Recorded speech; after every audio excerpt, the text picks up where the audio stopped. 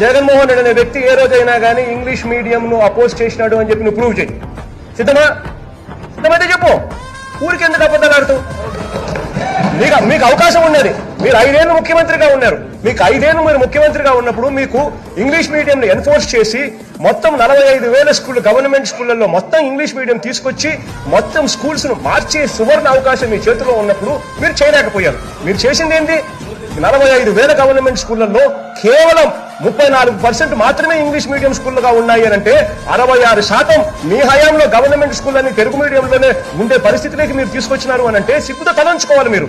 నిజంగా అలా చేయకుండా ప్రైవేట్ స్కూళ్ళకి అందరికీ కూడా మీరు నారాయణ స్కూళ్లకు, చైతన్య స్కూళ్లకు, ప్రైవేట్ స్కూళ్ళందరికీ మేలు చేసేదానికోసము, వాళ్ళతో మీరు భాగాలు పెట్టుకుని మేలు చేసేదానికోసం మొత్తం గవర్నమెంట్ స్కూల్ విధానాన్ని పూర్తిగా భ్రష్టు పట్టించిన మీరు ఈ రోజు మాట్లాడుతూ ఉన్నారు అని అంటే, అందులో అబద్ధాలు మాట్లాడుతున్నారంటే నిజంగా 40 ఏళ్ళు ఎక్స్పీరియన్స్ అని చెప్పుకునే మీరు సిగ్గు తలకాయ ఉంచుకోవాలి.